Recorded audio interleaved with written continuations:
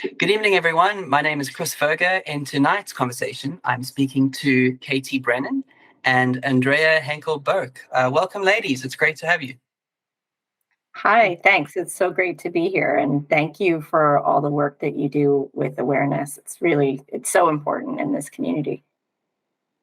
Yeah, hello. And yeah, thanks for having us on this channel. Thank you. Of course, it was great. I think I'm so inspired when I come across channels like your own, where people are bringing awareness to it. I think there's definitely I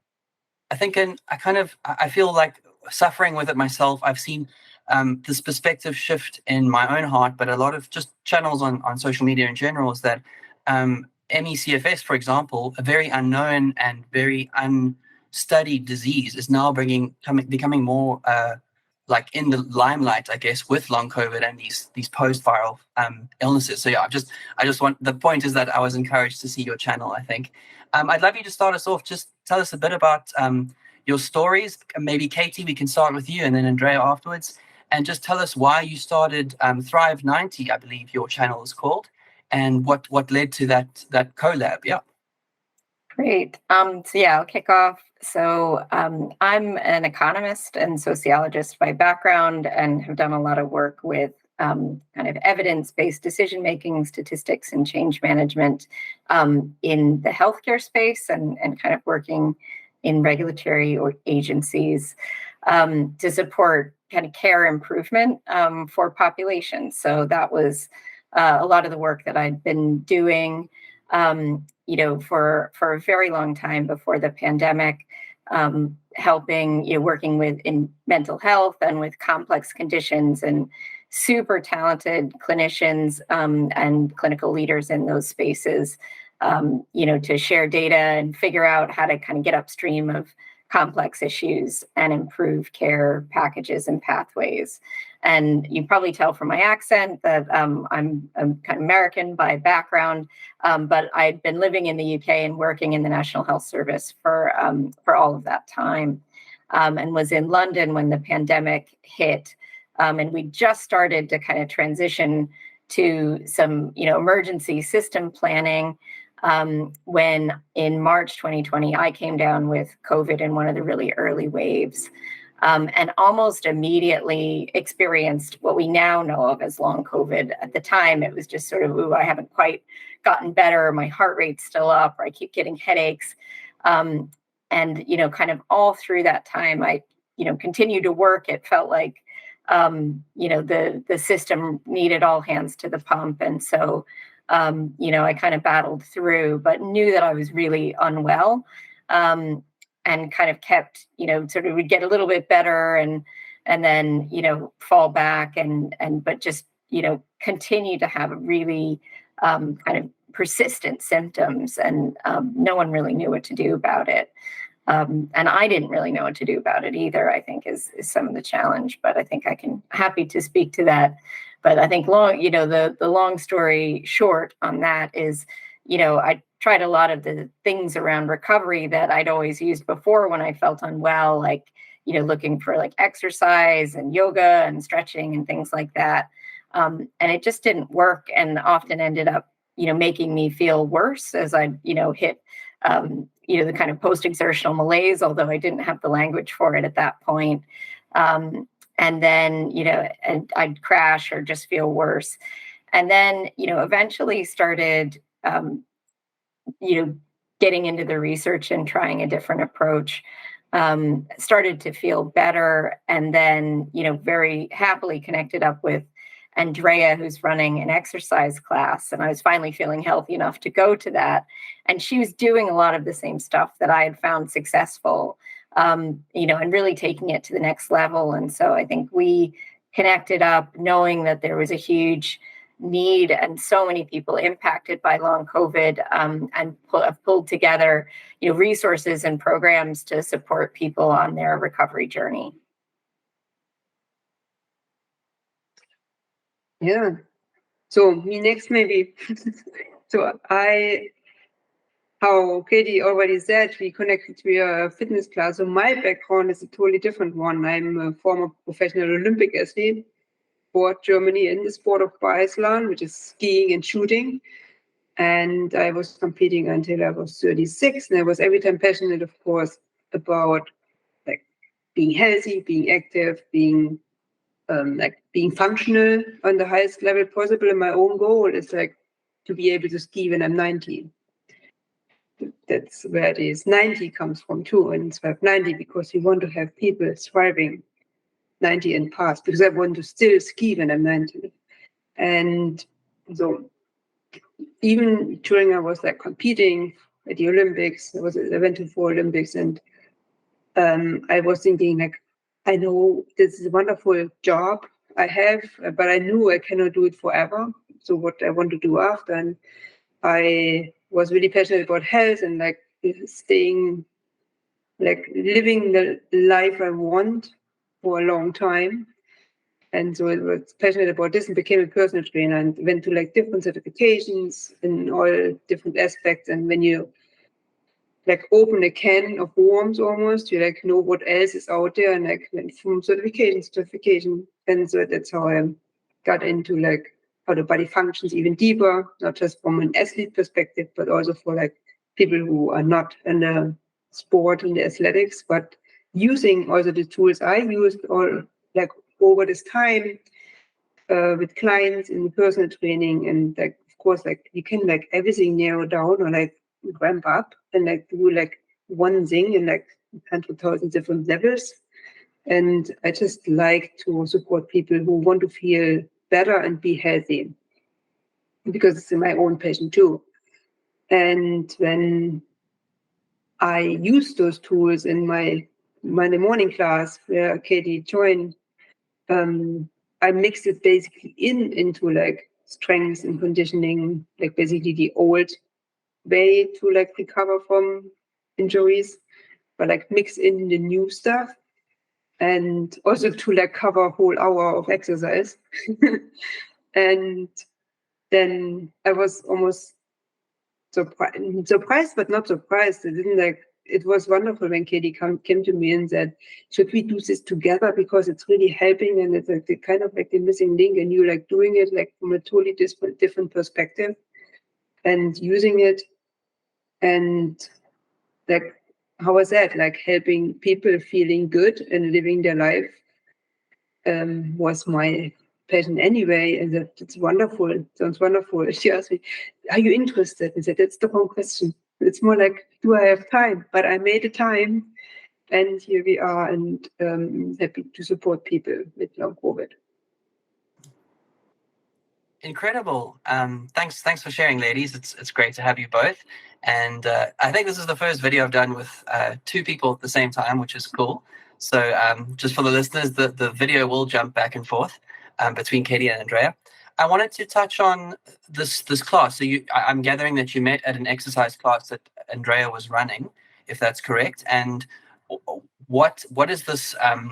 What does your program, I guess, look like for someone with long COVID? Because you've touched on this, Katie, the PEM, post-exertional malaise.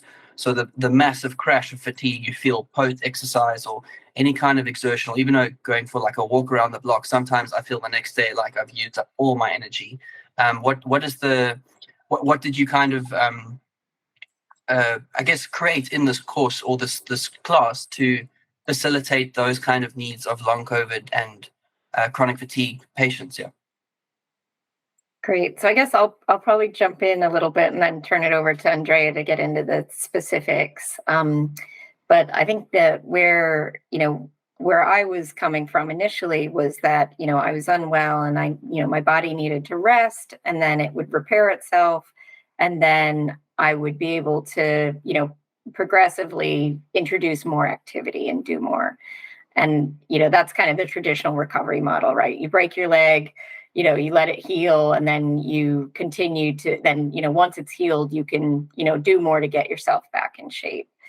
And I think the challenge that I found with long COVID was that it kind of didn't matter how long I waited. I still wasn't back in shape or even ready to, to start to get back in shape. And there really wasn't much change or improvement.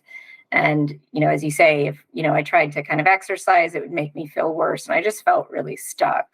So I had, a bit of kind of time and space professionally and started just diving into the research, and also kind of, the amazing thing was some of that actually brought me back to some of the work that I'd done in the kind of mental health policy space when we were looking at population health work for mental health. And some of the questions that came up in that space were, some of the treatments were really effective for a portion of the population. But then there was this whole other population of people who'd been diagnosed with things like low-level anxiety and depression, who really their symptoms weren't touched, and it was they had a bit of a soup of symptoms that we all now find very familiar in the post-viral space, like pain and fatigue, and mild anxiety, on the spectrum of anxiety and more mild, and they difficulty sleeping, gastrointestinal issues. And so I think that there was a sense that, there's something else going on, but maybe didn't really know what. And that there was some interesting evidence at that point about techniques that sort of focused on nervous system health and alignment that were kind of inexplicably helping people with, low-level mental health issues, as well as Parkinson's and Alzheimer's and kind of lots of other disease states that maybe wouldn't necessarily be connected in someone's mind automatically. And the interesting thing with the long COVID work is that, as I dived into the research, a lot of that started to come back up. I had a bit of a light bulb moment of wow, this is, back to your point about, a lot of these issues around post-viral conditions and ME/CFS have been around and aren't new. I think have been underappreciated for decades and longer. That this is an opportunity, that actually a lot of those issues were likely post-viral, and this is a huge opportunity both to think about them differently for everyone, not just people with COVID. And one of the things that so I sort of started, kind of the hypothesis that maybe it's the nervous system, and I'll start working on that. And actually, I was, astounded by the pace of change and improvement, and a lot of that was, things tapping into the polyvagal theory work, but lots of other tools and resources as well. And I think that Andrea was doing similar work and similar exercises with kind of joint mobility and using the eyes and eye movements to trigger the nervous system, and just this kind of fantastic suite of very gentle tools. So there's stuff that people can do even if they don't have a lot of physical ability or time, but can start to unpack some of those systemic issues that people have, and build a stronger foundation so that people can start to heal and then start to do more. Yeah, so these tools are used in these Monday morning class or with my clients. Of course, I already learned of them before the pandemic, because using things we already knew, but then adjust them to what's possible and what's not possible. And it's basically using the body also to kind of communicate with the brain, using this body-brain connection, and basically give the brain some room and some safety by using body joint mobility, or connective tissue stretches, not just a stretch, a little bit more specific to really reach connective tissue, but also the eyes, they have such a power for the brain to reduce this stress systems. And depending on the person, something is working for someone and something else is working way better for someone else. But basically tapping into this opportunity we have, that by using the body with really simple, easy tools, and which we don't need to do forever, just a few repetitions or sometimes enough in the right dosage when you want to talk in this language. to have really good results. And that's what we use also in our program. Incredible. Thank you for sharing. I've actually spoken recently to a gentleman, Roberto Escobar, who's also got a channel who speaks about this polyvagal theory. And to me, initially, my like initial impulse is like, no, that's like hocus pocus. Like I can't think my way out of a disease. So it was a great conversation. But I did say to him, I said, in my history of, I'm now 32, almost 33 next month, but I had experiences of depression, anxiety during my 20s. I think it's difficult as you in your 20s figuring out who you are, your identity, and dealing with traumas and things that happen. And it's just come to my, like, in the last few years, I've just kind of clicked. I'm not just a physical being and my brain is a separate thing with my thoughts. Basically, the context is that I did cognitive behavioral therapy, so psychology, during that treatment. And I thought, nah, this can't fix me. I need like an antidepressant or a drug that'll fix me. But I didn't realize that I can't just take a drug and get better. That's part of the problem. That might help your symptoms, but to really solve a mental health thing, you've got to look at a variety of things: your exercise, your diet, your lifestyle, your sleep patterns, and your mind, your cognition. And so I totally respect and understand the importance of viewing the body in a holistic view, which is difficult at first. People think, no, like I don't need a holistic doctor. That's going to be lots of money and lots of supplements and things. But I love your approach where you actually reducing the stress and the nervous system. It's all connected to our body, our gut, everything. It's all related with chemical balances, and like you say, this these post-viral illnesses. I think there's definitely merit in this exploring calming your nervous system in different ways. I've heard of mindfulness. Some people are trying that, and it's very interesting to me. And I guess a mental shift to say, Chris, it's not just like read a nice pick me up like quote once a day. It's actually like, there's, you can do breathing techniques, you can do this class like you do with the exercises, and I guess there's other elements of yoga and stretching and different things that actually improve one's body and just overall well-being. Just correct me if I've said something that's wrong there, but does that make sense? I think. Totally. Yeah, I think you've nailed it. And, I think the comment that you made that, you can't think your way out of this is a really important one. And I think that's, I think often, unfortunately, the comment and feedback that a lot of people who show up at, clinicians' doors with the suite of post-viral condition symptoms, and, it's like, oh, there's certainly the comments out there that make people, feel like, maybe it's something that they, brought on themselves, or that they don't want to get better or something. And, everyone who's in that position knows that that's 100% not true. That they want nothing more than to feel, like they did beforehand. People's, lives have been totally upended, careers impacted, education put on hold, et cetera. And, these are people who had plans and, want to live their lives. So, and one of the things, I think you mentioned cognitive behavioral therapy, and actually one of the kind of professional questions that I had long before the pandemic was, we know that cognitive behavioral therapy can be really effective for some people, but there's about 40% of the population that it doesn't really touch. And that people, and so, my question, obviously looking at it from, a kind of hospital and health system financing perspective, and also from a population health perspective, was, okay, well, what's going on with the other 40% of people, and can we work that out and think about what will help them?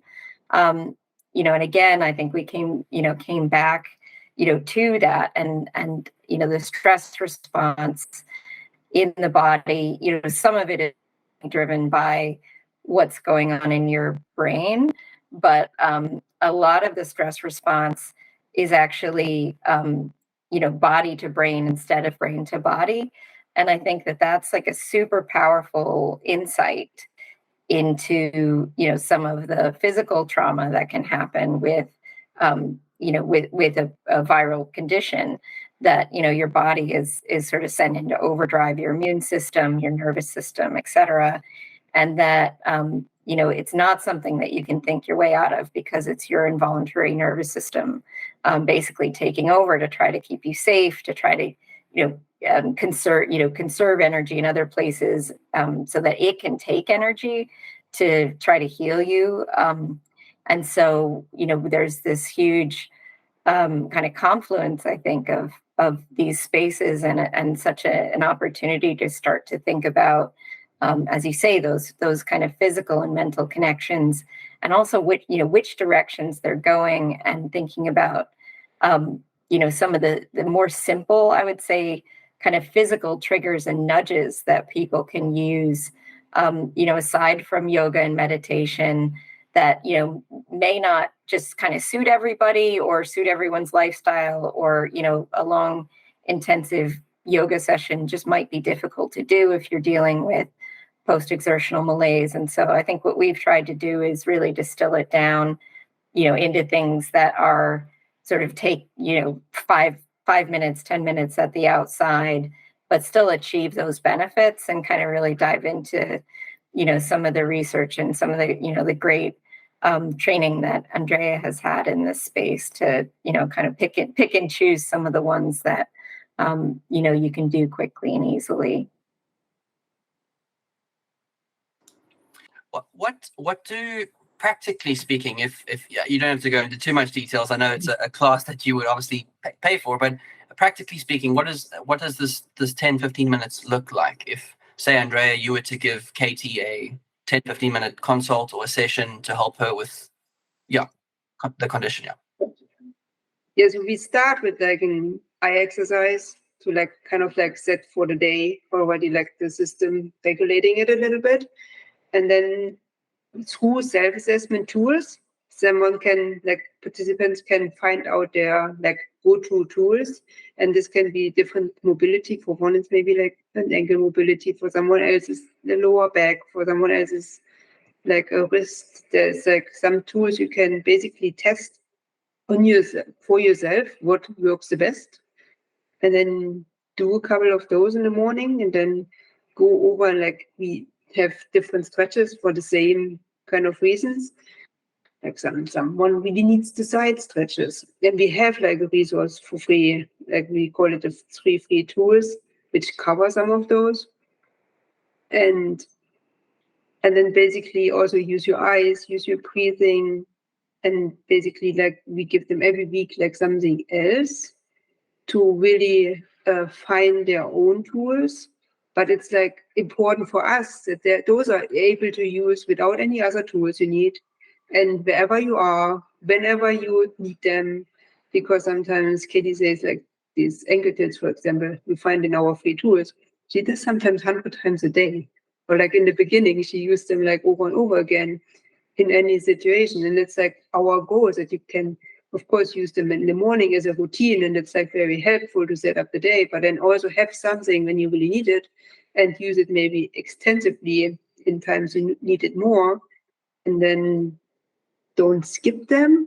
So keep using them, but maybe not as much when you feel really good, and then you do other things instead, because then you feel good. But then you still have them, because we all know with this long COVID, symptoms, they come and go, and our goal is that they maybe come and go, but like you get more period of times where you don't feel it, and you can like live your life and do the things you really want to do without being almost like a little scared if you can go on like a trip, or if you can do this next 2 hours. But having something with you, your body, that you can do what you want to do, if this helps. Yes, 100%. Thank you.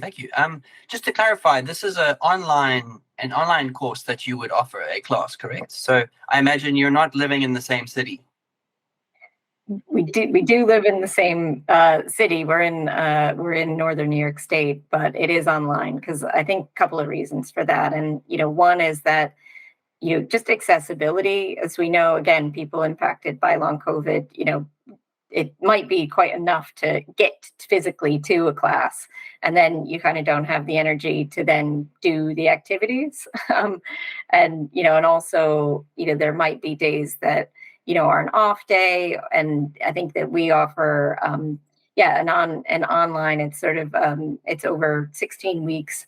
And then we also have a shorter program on pacing that we're about to launch. And I think they're all, kind of interactive. So there's, video content and other materials, and people can kind of, work through it in a structured way, but also, at their own pace. Incredible. I'm going to put the links below for everyone to have a look at your Instagram. And do you have a website at all? We do. Yeah, we can definitely share that. Awesome. The website is ThriveNinety.com. And I think all of our handles are ThriveNinety as well, spelled out 90. Yeah. That makes me a lot easier for me as a creator to find you. Sometimes people, I always think Ed Sheeran, he calls himself Teddy's Photos on Instagram. I'm like, bro, he's big enough that people know now. But I always got flack from my manager when I was in the music industry many years ago that you need to have a consistent handle anyways, but that's great. Do you recommend any other practices like your mindfulness or your breathing and things like that? Do those are those things you recommend in your classes? Yeah, we definitely also make aware of nutrition and like eating anti-inflammatory foods, and try to eat in a way that your blood sugar doesn't fluctuate. Also for feeling better and reduce these cravings which often come for people with long COVID and things like this. And having whole food, of course, and lots of variety in your food, not every time the same things, but mixing it up. And there's just a big framework. And nutrition, you can talk forever. It's also how to make it simple, because it's our thing too. We want to make it accessible and possible to actually do. It's having a framework. I call it sometimes vegan with chicken, fish, and eggs, and also gluten-free. And then just having a simple framework, you can go in the grocery store and don't need to follow a list necessary, but have some guidings and some principles. It's more our way to share information. Yeah, and I think the diet nutrition elements are so interesting, and I think that importantly, people we've worked with have seen a lot of positive results kind of without that. But usually, at some point, people are like, "I'm feeling great. I'm ready to take the next step," and then kind of dive into that and see even more benefit. And it really is sort of focused on that anti-inflammatory element, because we know that kind of systemic inflammation is one of the challenges that people with long COVID face. And so I think it just helps reduce sort of another stressor on the body to free up more energy and capacity to focus on healing, to get your system out of that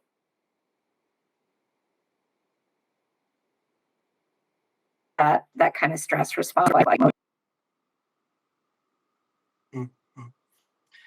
Katie, I was going to ask, in terms of your actual infection and what was the date of that infection, and then how long post that did you know that, okay, I'm not getting better?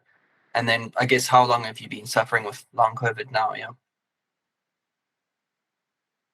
So the date, and I won't forget it because it was St. Patrick's Day, 2020.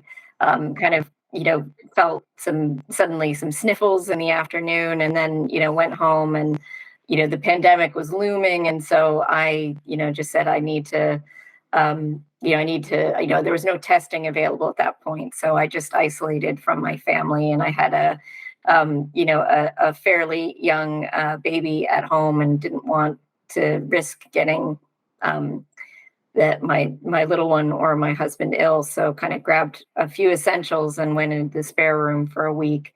And kind of went through, the kind of typical like flu-y situation. And, I'd always bounce back from illnesses pretty quickly. So, kind of worked through it, honestly, like, because we were in the middle of, standing up all of the health system emergency response. And, there's a lot going on. So I rested a bunch, but worked when I could.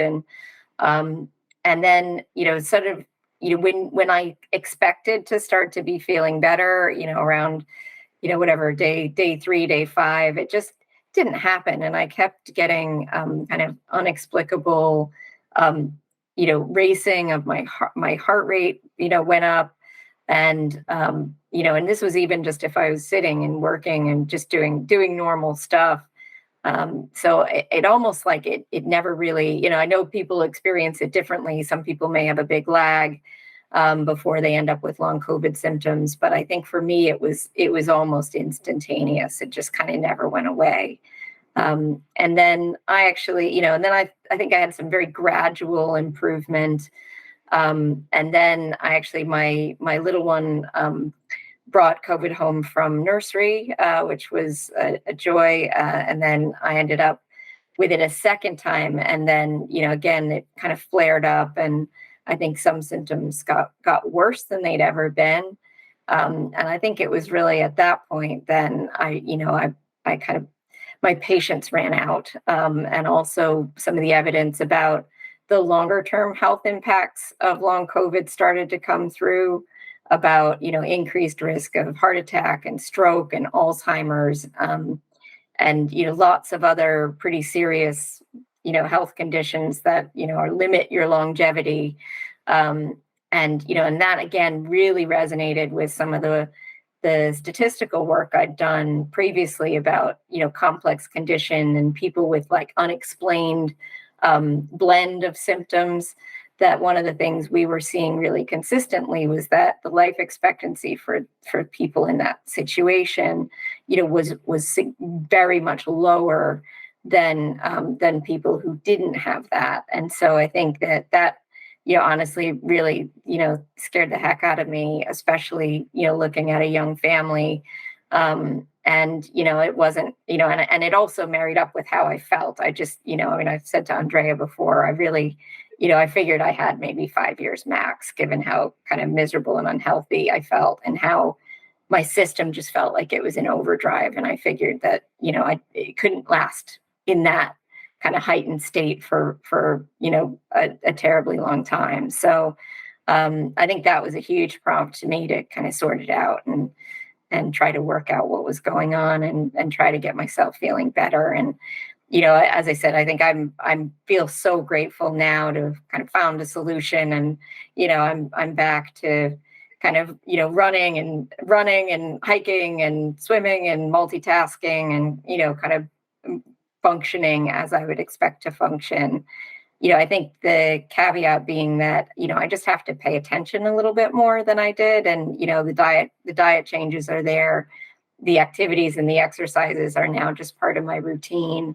So I think that there'll always be a component of it staying with me, but I think my overall resilience is there. And, and again, I ended up with COVID a third time. Again, I think just through, exposure and living life and, and that set me back for about 4 to 6 weeks, but then I was back and, and I was back to the kind of the platform that I had left, which was much higher than it had been. And, the amazing thing is I feel personally like I just keep hitting, new and unexpected highs, which, is beyond my wildest expectations when I kind of started all this and connected with Andrea in the first instance. And I think that one of the things that, I think we thought about in theory, but it's been amazing to see it in practice with us and people that we've worked with as well, that, these are tools, that, again, she gravitated towards because they're the things that kind of help you wherever you're at. And so, it's not just the toolkit that you can use when you're, at a really kind of challenging physical place, but these tools, if you invest in kind of the habits and forming them and doing them regularly, you can keep doing them and continue to feel better and healthier, and and improve your performance for whatever that means to you. And I think one of the things that I love is that some of the tools that we've kind of brought in are also used by professional sports teams and soccer teams in Europe, to enhance their performance. And, these are big clubs. So, I think they clearly have a lot of money and talent on the line, and yet still pick some of this stuff up. So, I think it hopefully, bodes well. I think I'll probably not be a professional soccer player at any point certainly at this stage in my life, but but I think that it's really heartening that that these skills and the tools are impactful for lots of different people. Yeah, what the tools probably want to do, or like what we aim for with using the tools, is that the systems in the body can function better together. And like when we trigger different systems, like our proprioceptive system, vision system, balance system, and coordination system, all the systems, when they're just like working properly and just on a different level, then this capacity Katie was just talking about is just like more available for other things, because everything gets easier for the body to do when the systems like communicate basically on a higher level. And like through this communication, things don't need as much energy, because it's easier to like do certain things, even like if it's the most doesn't seem like doing much. But that's also why we have our self-assessments in our program, to like really give the message that they actually do something. It does something when you do a certain eye exercise, or when you do just like a little wrist mobility. It seems very little, but it's very impactful. So it's about the systems, how they function together. When they function together, it's just easier to like do the things you want to do. I love that. I like I've mentioned, I was skeptical of yoga and mindfulness and all these like things that seem very out there to me growing up. But I specifically remember in my mid-20s, I was having like pretty intense anxiety. I wouldn't say it was a panic attack level, but I remember going with two of my best mates down to the gym, and the girl had invited me to a yoga class, and I thought, oh, that's a bit like strange. I'm like going to be one of the only guys in it probably. And her fiance or boyfriend at the time, I think, went off and did some weights in gym. I thought, I'm a man, I should go do the weights and things. And she's like, no, just come try the yoga, just give it a bash. And I did it, and I found that it reduced my anxiety symptoms. And I thought, man, that's incredible. Like, it wasn't so much a spiritual thing for me, but more just the stretches and the movements and the breathing techniques I actually found very beneficial. And I just thought, wow, like it actually, there is a thing there, like don't discount the small movements and the, like you say, these small 10-15 minutes a day, is making a difference. And I think I'm excited to try give it a go. Yeah. On that note, Katie, alongside these classes and exercises and daily routines you're doing, were there any other supplements or other medications you tried or you found helpful during your journey? Yeah, I've definitely not had any medications as part of this. And I think, in part it was, thinking that it was probably, something more systemic, and a lot of the medications sort of were targeting, kind of specific, almost like downstream problems. And so I was thinking more, and again, with that kind of population health hat on, how do we get upstream of these issues? But in terms of supplements, I think omega-3 is definitely something that I've added, and vitamin D. I think I've just, been more kind of conscious of and disciplined to take. And I think B12, just because that was something that, with some blood work, that was low for me personally. Yeah. Amazing. Thanks. Andrea, anything from your experience as a sportswoman? I didn't know you were like Olympic level. That's incredible. Anything from your side that you would add on to what you're already doing in terms of your classes, that you think is helpful for your just general well-being in health and fitness? Yeah, I think it's for me personally, again, because I want to live this long life too, and I want to was share what I experienced and what I had to when I was an athlete. It's about also giving more things a try. So in the athlete level, it's like everyone trains, like everyone does their kilometers, everyone does their weightlifting, everyone does this. But like what's often skipped is then like the stretches or like these little things, which then make this difference. And like in sport, it goes sometimes like points of a second to make like the medal or not a medal. And so those things can make maybe seem very little and not that impactful, but those make then really move the needle. And we also say in like to people like what we do has an impact. And no matter how little it is, it will have an impact. Now we can decide on like with knowledge and background what impact we want to give it. So it's like having those tools. And actually, to be honest, like I'm learning so much since I stopped competing, because I think was running from one certificate to the next one, and like experienced like this body-brain connection. And like then I joined as a now a therapist for psychoneuroimmunology, like how the systems work together. And I thought like, how could no one tell me this when I was an athlete? I would have been so much better. And but now it's like for living a life, and it's not just that you need those things for like being an athlete on a high level. It's like taking advantage of eye exercises because they are very impactful, or taking advantage of like moving the body because it's necessary anyway. It's like not moving is also a stressor.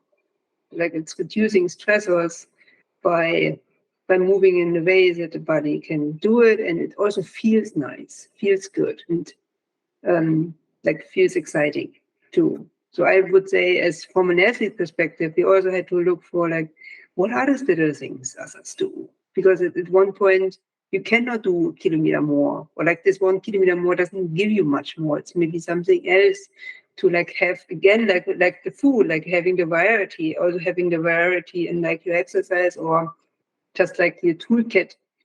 It doesn't have to be an exercise necessarily to feel better. It can be like a good tasting ice cream with no sugar, for example, which is actually possible to achieve. And looking for those things, that's also from like an aspect perspective. The athletic world also looks every time for improvement and like possibilities to basically what can we do with our body to perform on a higher level, and this we can do also when we're not athletes on an Olympic level. Incredible. Thank you for sharing that. I love that. There was like a little nugget, is like, don't discount the small things. I think just human beings in general, we do that. We say, oh, I can probably get away with 4 or 5 hours of sleep and be functional at work and be okay. But it's like the small little things like that. I mean, sleep is a massive thing, but I mean, it's a whole multifaceted thing. I actually wanted to share with you ladies. Some of the listeners will know I've really. I think I kind of am excited to see yourself, Katie, going for hikes and running again and doing more outdoor things. Maybe it's not, the same as the fitness prior to the pandemic, but it's very encouraging to me because I wouldn't say I'm Andrea's level of Olympics, competing in biathlons and things, but literally 2 weeks before my COVID-19 infection in March 2022, I'd done the cycle tour in Cape Town, which is a 109-kilometer cycle race, a beautiful race. And I was very into cycling, probably doing 20, 30 Ks a weekend easily. I just loved the freedom and the exercise and the community. I know some people don't like cyclists, but I like to think I'm one of the nicer ones. But Yeah, it's very hard for me now, 2.5 years later, not being able to cycle, and I haven't exercised properly in about a year and a half, I think, because of the post-exertional malaise. And yeah, in closing, I'd love for you both just to share what you would, I guess, say to someone that's in this boat of chronic illness, disease. And I know, Andrea, you're not suffering from long COVID itself, but I'm sure you're seeing a lot of clients and patients that you're able to empathize to a point, so if you'd like to share something to encourage someone in that space. So I every time feel with someone who cannot do what they would like to do, so I look for solutions as much as I can. And I would say it's it sounds maybe sometimes a little bit more like athletic like don't give up. Like I had some races, some people were like, why did you not stop racing? It's not an option. Like I need to finish this race. And it's whatever we do, it has an impact. So it's like, and no matter how I just already said, no matter in which direction. And it's like, if there is something which is like promising or like you're curious about, try it out. But like also like maybe like education helps too, like read about it, like know a little bit more about what maybe the impact is of like, for example, an eye exercise, and give it a try. Because from like back in my days when I was competing and I had like, I was an Olympic champion, but then I had 2 bad years. But I really wanted to continue the sport. So I thought, what do I need to do? And then I made myself like this promise. I do what I need to do. I need to train professional. I need to do my resting too. I have to rest in order to do my sessions well. And I do not want to blame myself when I'm 65 that I didn't do what I knew I could do. So it's I like to take this as my like whole life thing. Like when I'm 65, I want to look back that I at least did the things I knew I could do or could try, and don't have to blame myself I didn't give it a try. I love that. Just actually trying something, but also, like you say, being mindful, researching it, looking into it, reading about it. But I think, never stop trying something. I'm going to try everything short of like hard drugs, like, cocaine and heroin or something. I'm pretty open to trying, after you've been sick for so long. I think most people are, I don't know if it's desperate, but you're willing to, kind of expand your mind a bit on what you're willing to try to get better. Yeah. Yep, I think that, I would really echo that. And I think desperate is a great word. I think it definitely is a good description for where I was at. And, I think the big thing probably to just tell everyone is, don't lose hope. That, there's not a lot of, I guess, widespread appreciation for the pathway out, but there's lots of good examples of people finding it. And the thing that I have really taken a lot of heart from, and I'm really excited about, and one of the reasons why Andrea and I started helping other people is because it's not as hard as you think, as long as you're doing the right stuff.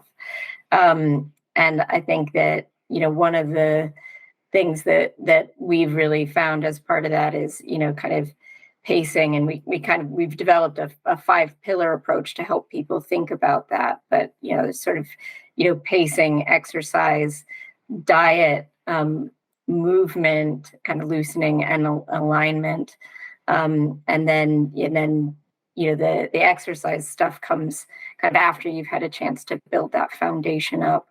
So I think that it's there, and we've been working with people, including people who are athletes and really active, and they've been able to get back to doing things that they always loved to do. And in fact, we sometimes get apologies that people who we're due to meet with need to cancel because they're out. Honestly, they're out living their life, having fun, and they're too busy which is exactly, they're apologetic about it, but that's exactly the plan. I think my favorite one was someone was away on some 4-day canoe kayak trip with their friends and thought they'd have a Wi-Fi signal and then ended up not having one, and they felt really badly about it, but we were celebrating, so it was great.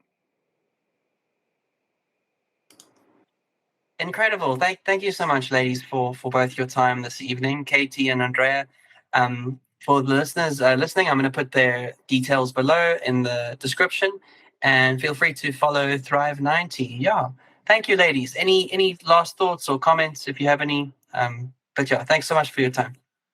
Great. Yeah, I think just a quick last one is, we've got the kind of longer program, but we're also introducing kind of at request a kind of a bit of a starter program focused on pacing on its own. So, if you're curious and maybe want to get a toehold in, then that might be an option. But I think, definitely don't underestimate the power of simple and easy solutions if they're doing the right stuff for your body.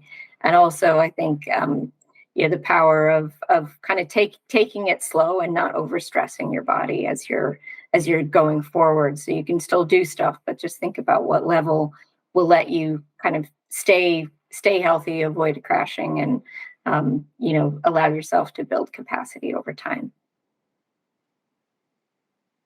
Thanks for having us tonight, because it's great what you're doing, and keep doing. It's wonderful because people know more. It's exactly what we said with the education. Like, listen to other people who are in the same boat and doing things and want to get the same output than everyone else, like just feeling better, getting upstream. So thank you for having us and doing what you're doing.